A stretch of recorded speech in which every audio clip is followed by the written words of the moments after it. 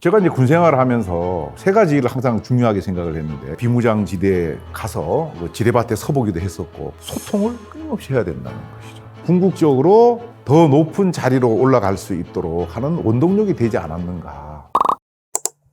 제가 남들이 이제 같이 군 생활한 우리 동료들이 볼 때 요직이라 할 수 있는 그런 자리에 본의 아니게 이제 근무를 여러 차례 했어요. 제가 이제 군 생활을 하면서 세 가지를 항상 중요하게 생각을 했는데, 개인적으로 첫 번째는 이제 책임감입니다. 두 번째는 도덕적 용기. 세 번째는 이제 소통이에요. 중대장 나갔을 때 아까 비무장지대에 가서 지뢰밭에 서보기도 했었고, 그때 이제 많은 것을 느꼈고, 거기에서 나의 이 비무장지대 담당하는 중대장으로서 나의 책임은 어디까지인가. 내 뒤에 내 부하들이 이렇게 많구나. 이 전우들을 내가 책임을 져야 되는구나.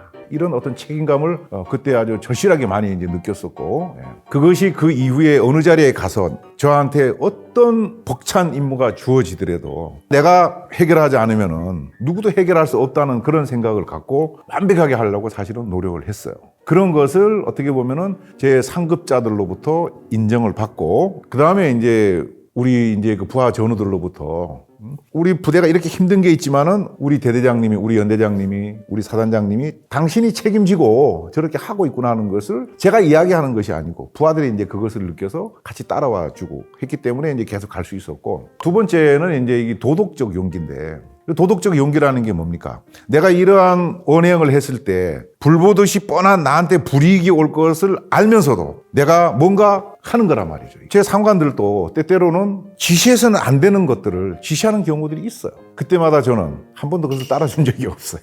이거 안 됩니다. 그러면 막 야단치죠. 어느 부대에 제가 새로 가면은 처음에 찍혀요. 제 상관들한테. 쟤는 말이야, 시킨 대로 안 하고 꼭 막 엉뚱한 소리 한다고 말이죠. 나는 내 책임감을 갖고 내가 알고 있는 법과 규정은 이것이 아니다. 그리고 법과 규정이 아니라 하더라도 나의 부하들이 현재 훈련을 이렇게 받은 상태고 이렇게 해서 이 정도 피로도가 돼 있으면은 이 상태에서 뭔가 더 하는 것은 진짜 죽음으로 몰고 갈 수 있는 것이다. 전시가 되면 우리가 죽으라 그러면 죽으러 갈 수 있지만은 평상시에 그렇게 해서는 안 된다고 생각을 하는 거죠. 어쨌든 나중에는 높은 분들이 그걸 다 이해해줘요. 야야야, 제 얘기가 맞았는 것 같다. 그거 안 들었으면 큰일 날 뻔했네. 그런 것을 이제 제가 하고 그러다 보니까 어떤 중요한 일을 하는 곳에 사람을 선발할 때 이제 그 소문이 났을 거 아니에요. 고성균이 쟤는 일단은 일 맡겨놓으면 엉뚱한 짓을 안 한다, 쉽게 얘기하면. 바른 말 잘 하고 뭔가 좀 지키려고 이제 노력을 한다. 그것이 결국은 제가 여러 직책을 가는데 도움이 됐던 거고, 그 다음에 이제 세 번째는 이제 소통인데, 그 책임감이 있고 도덕적 용기가 있다 하더라도 내가 내 혼자서만 그걸 갖고 있으면 조직에 도움이 안 돼요.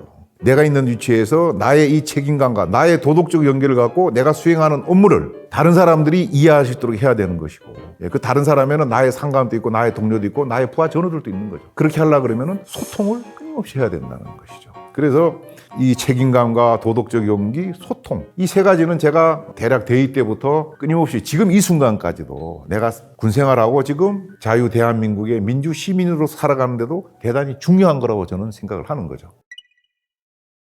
제가 이제 제 부하들이나 강의 가서 이야기하는 것 중에 하나가 남한테 싫은 소리 듣지 말고 살아라. 근데 이런 이야기를 많이 해요. 내가 저 사람한테 굳이 싫은 소리를 들어야 되나? 말은 쉬운데 그게 또 어떻게 해야지 그러면은 싫은 소리를 안 들을까? 남한테 싫은 소리를 안 들으려 그러면은 물에 물 탄 듯 술에 술 탄 듯 이래도 좋고 저래도 좋고 이것이 아니고, 제가 떠올렸던 단어는 양보라는 거예요.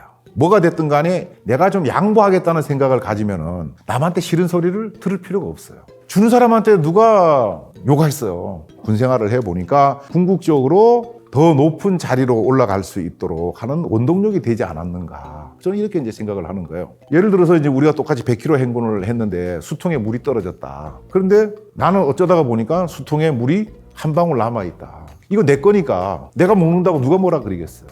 그런데 내가 이것을 더 목말라 하는 전우한테 양보를 했다. 그러면 그 전우는 아마 죽을 때까지 못 잊을 거 아니에요? 그래서 저는 군 생활을 하면서 그런 측면에서 내가 좀 그래 좀 늦게 가지. 아니면 그래 네가 이게 오고 싶다고? 오케이, 알았어. 이런 이제 양보를 사실 좀 많이 했어요. 여러 가지 자리 같은 것도. 제가 아까 그 훈육관 때 훈육관 마치고 그 진급과라는 곳을 갔다 그랬는데 그때도 저보고 거기 오라 그랬을 때 나는 이미 육사에서 뭐 다른 직책을 하도록 돼 있기 때문에 내가 거기 가면 안 된다. 그래서 제 동기생을 추천을 했어요. 누구나 가고 싶어하는 아주 일본 그 자리인데 근데 궁극적으로 나중에 뭐 이렇게 저렇게 뭐 하다가 결국은 제가 이제 가게 됐는데 만약에 이제 내가 처음에 이거 상점 이상하게 들릴 수도 있겠지만은 양보하지 않고 아니야 거기 내가 갈 거야 하고 이렇게 내가 우겨서 갔다 그러면은 왜 선택권은 저한테 있었으니까 먼저 우선권이 제가 대대장을 제대로 마치지 못했을 것이다. 왜 그 부대들이 다 큰 문제들이 생겼어요. 어떻게 보면. 그래서 이제 어떻게 보면 아이러니한 것인데 제가 일부러 그랬던 건 아닌데 제 생각이 그랬던 거기 때문에 그래서 그러면 때때로는 좀 뭐 양보할 줄도 알고 자영업하는 것이나 뭐 다 마찬가지죠. 어떻게 내 혼자 먹고 살겠어요. 내가 장사 잘 되면 또 안 되는 사람도 있을 테니까 때때로는 또 그런 사람들을 해서 뭐 뭔가 더 양보도 좀 해보고 말이죠. 그렇게 하면은 내가 더 커지는 거 아닌가. 전체적으로 파이드가 커질 수도 있는 것이고 말이죠.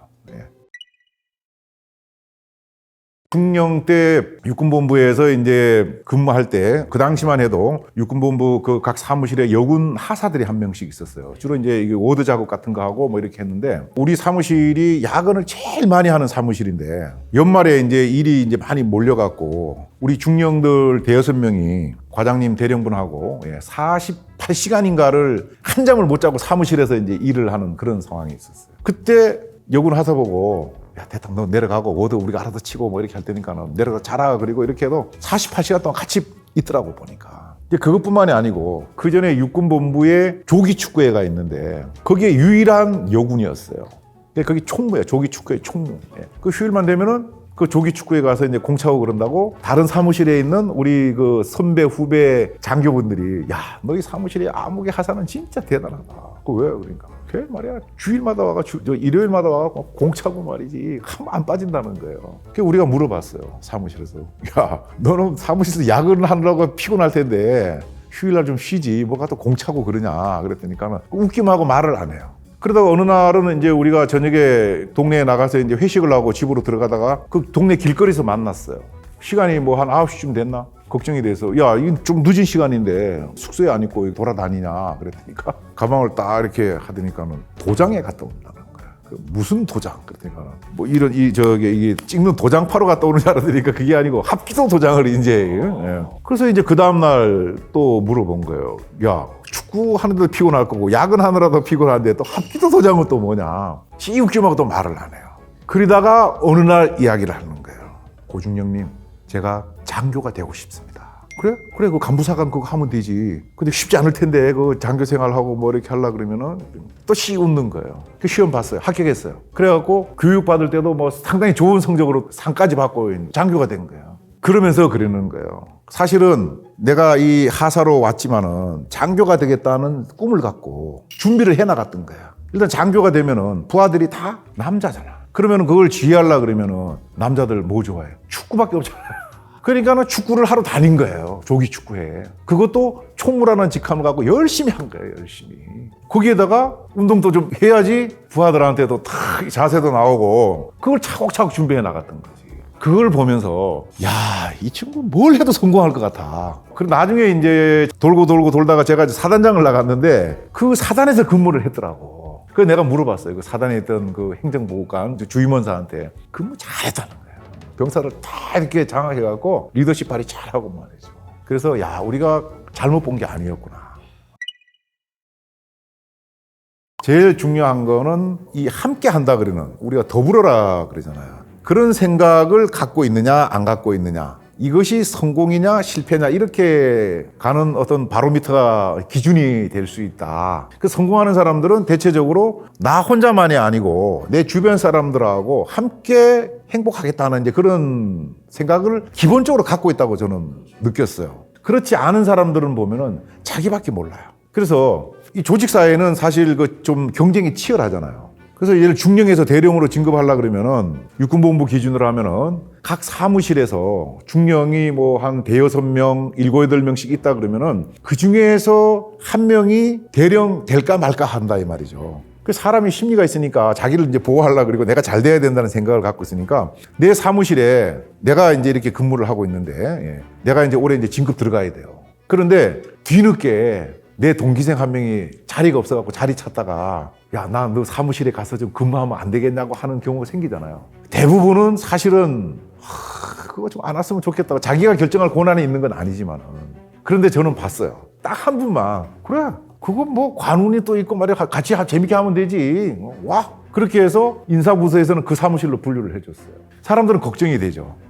한 명 되기도 힘든데 저 둘 어떻게 하려고 저 아무개는 대책 없이 저렇게 사람만 좋아갖고 이렇게 받냐고 걱정들을 했어요. 그런데 말이죠. 얼마 있다가 어느 아주 중요한 자리에 공석이 됐어. 위에 분들이 야, 이 자리를 누굴 보내야 되냐 그러니까 야야야야야 다른 사람 다 필요 없어. 지난번에 왜 그거 있잖아 왜 자기 사무실에 자기 동기생 받았던 그 친구 글로 보내. 그런 것이 비단 자리뿐만이 아니라 우리가 이제 일부 야전 부대에서 부대를 이끌고 나가는데도 마찬가지예요. 우리 부대만 잘 먹고 잘 살겠다. 우리 부대만 1등 하겠다. 이런 생각을 가지면은 곤란하지. 물론 군인이 승부의식을 가져야 되지만 그거는 적하고 싸울 때 이제 승부의식을 가져야 되는 거고 평상시에는 같은 동료로서 더불어서 전투력을 키워갈 수 있도록 그런 생각을 갖는 사람들이 결국은 궁극적으로 평가를 잘 받더라. 그래서 이제 우리가 성공하려고 그러면 사회도 마찬가지라고 저는 생각을 해요. 이 더불어서 같이 가겠다는 이런 생각을 갖고 있으면 그 속도가 혹시 느릴지는 모르지만은 결국은 궁극적으로는 성공하는 것이 아니겠는가.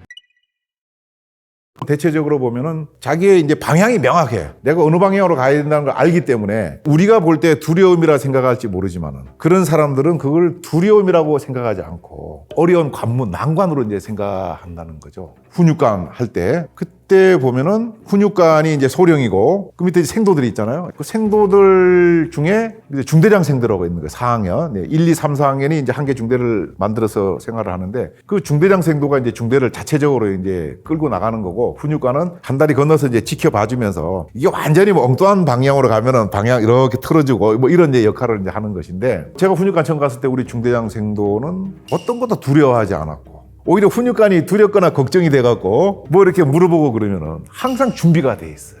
저도 이제 생도 생활을 해봤기 때문에 그 사이클을 알잖아요. 이때쯤 되면은 뭐 중간고사를 보고 이때쯤 되면은 축제가 있고 그 축제가 있을 때는 중대에서는 뭘 해야 되고 뭐 이런 게 있는 거예요. 그래서 이제 생도들한테 스트레스를 안 주려고 안 물어보다가 이제 뭐가 좀 궁금해져 갖고 며칠 뒤에는 뭐가 있어서 이거 생도들이 알아서 뭐 좀 준비하면 좋을 텐데 이런 생각을 하고 생도한테 이제 물어보려고 아침마다 저한테 결제를 들어오니까 중대장 생도한테 슬쩍 얘기를 이제 그걸 제가 꺼내려고 딱 해요. 그러면은 저서 답이 딱 나오는 거야. 그 생도가 두려울 정도로. 그래서 이제 그런 어떤 행사를 준비하고 하는 것이 쉽지 않은 과정인데도 불구하고 그것을 미리 준비하고 있는 거예요. 왜? 내가 가야 될 방향을 알고 있잖아. 그건 우리 개인도 마찬가지라고 저는 봐요. 내가 지금 어떤 직장에서 일을 하고 있다. 그럼 내가 추구하는 방향이 있을 거 아니에요. 그게 뭐 돈을 버는 거든 즐기는 거든 아니면 봉사를 하는 거든 뭔가 있을 테니까는 그 방향을 알고 있으니까 미리 준비할 수 있을 거라는 것이죠. 그거 준비라는 것이 완벽하지 않더라도. 그래서 제가 봤던 그 몇몇의 생도들과 몇몇의 장교들은 이것을 미리 준비를 하더라. 그런 사람들이 보면은 결국은 훌륭하게 우리가 일반적으로 생각하는 성공했다 그러는 위치들에 가 있더라 하는 거죠.